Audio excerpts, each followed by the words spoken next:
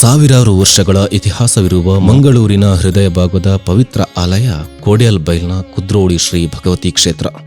ಮಲಯಾಳಿ ಬಿಲ್ಲವ ಸಮುದಾಯದ ಆರಾಧ್ಯ ಕ್ಷೇತ್ರವಾಗಿರುವ ಇಲ್ಲಿ ನಡೆಯುವ ಸರ್ವ ಪುಣ್ಯ ಕಾರ್ಯಗಳಲ್ಲಿ ಸಮಾಜದ ಸರ್ವಭಕ್ತ ಸಮೂಹ ಜೊತೆಯಾಗಿ ಮುನ್ನಡೆಯುತ್ತಾ ಶ್ರೀದೇವರ ಪರಮಾನುಗ್ರಹಕ್ಕೆ ಪಾತ್ರರಾಗುತ್ತಿದ್ದಾರೆ.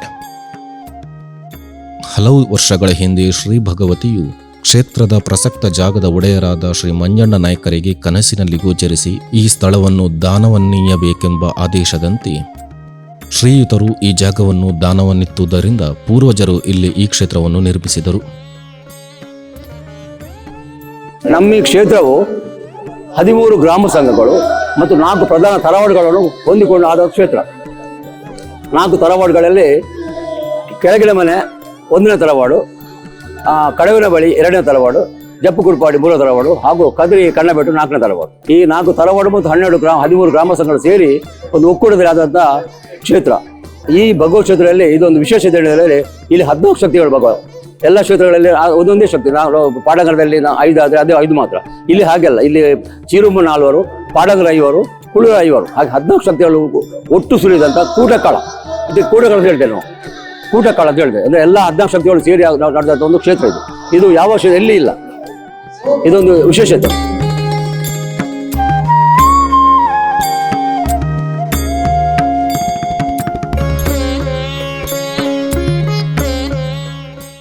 ಇಲ್ಲಿ ಚಿರುಂಬ 4, ಪಾಡಂಗರ 5 ಮತ್ತು ಪುಲ್ಲುರಾಳಿ 5 ಭಗವತಿಯರು ನೆಲೆ ನಿಂತಿದ್ದಾರೆ. ಇದಲ್ಲದೆ ಈ ಕ್ಷೇತ್ರದಲ್ಲಿ ಸ್ಥಳದೈವವಾದ ಧೂಮಾವತಿಯು ನೆಲೆ ನಿಂತ ಸ್ಥಳವಾಗಿದೆ.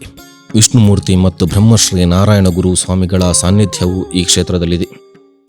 ಇತಿಹಾಸ ಪ್ರಸಿದ್ಧ ಕುದ್ರೋಳಿ ಶ್ರೀ ಭಗವತ್ ಕ್ಷೇತ್ರವು ಸಾಧಾರಣ ಸಾವಿರಾರು ವರ್ಷಗಳ ಇತಿಹಾಸ ಇದೆ. ಇಲ್ಲಿ ವರ್ಷಕ್ಕೆ 9 ದಿವಸ ನವರಾತ್ರಿ, 3 ದಿವಸದ ನಡವಳಿ ಹಾಗೂ 3 ವರ್ಷಕ್ಕೊಮ್ಮೆ ಭರಣಿ ಉತ್ಸವ ಹಾಗೂ 12 ವರ್ಷಕ್ಕೊಮ್ಮೆ ಪರಿಕರಾಟ ಮಾಡುವುದರಲ್ಲಿ ನಿರ್ಣಯ ಮಾಡಿದ್ದೇವೆ. ಆದರೆ ಕಾರಣಾಂತರಗಳಿಂದ 1950ರ ನಂತರ ಆ ಪರಿಕರಾಟ ನಾವು ಇಷ್ಟುವರೆಗೆ ಮಾಡಲಿಲ್ಲ.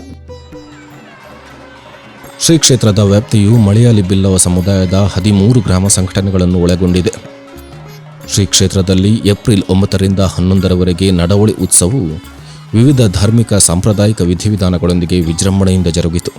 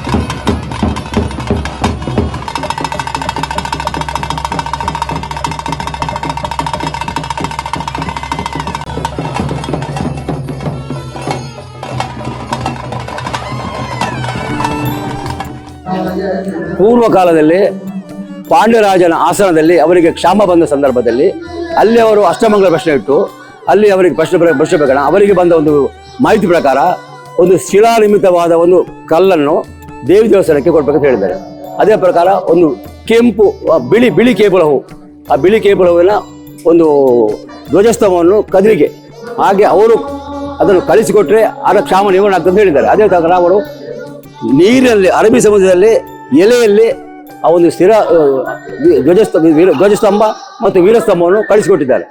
ಧ್ವಜಸ್ತಂಭವು ನಮ್ಮ ಕದ್ರಿ ಮಂಜ ದೇವಸ್ಥಾನಕ್ಕೆ ಹೋಯಿತು, ವೀರಸ್ತಂಭವು ನಮ್ಮ ದೇವಸ್ಥಾನಕ್ಕೆ ಬಂತು. ಅದೊಂದು ವಿಶೇಷತೆ, ಎಲ್ಲಿ ಇಲ್ಲ ಅದು ಇಲ್ಲಿ ಮಾತ್ರ, ಬೇರೆ ಎಲ್ಲಿಲ್ಲ. ಅದು ಆದ ಕಾರಣ ಕದ್ರಿ ದೇವಸ್ಥಾನ ಮತ್ತು ನಮ್ಮ ಭಗವತ್ ಕ್ಷೇತ್ರಕ್ಕೆ ಅವಿನಾಭಾವ ಸಂಬಂಧ.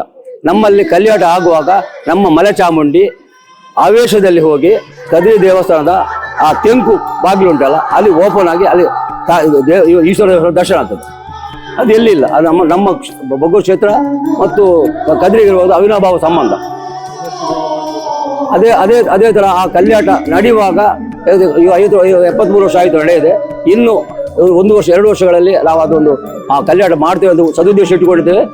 ಅದಕ್ಕೆ ನಮ್ಮ ತಾಯಿಯ ಒಂದು ಅನುಗ್ರಹ ಮತ್ತು ಎಲ್ಲರ ಸಹಕಾರ ಬೇಕಂತ ಎಲ್ಲರೂ ಕೇಳ್ಕೊಳ್ತಿದ್ದೇವೆ.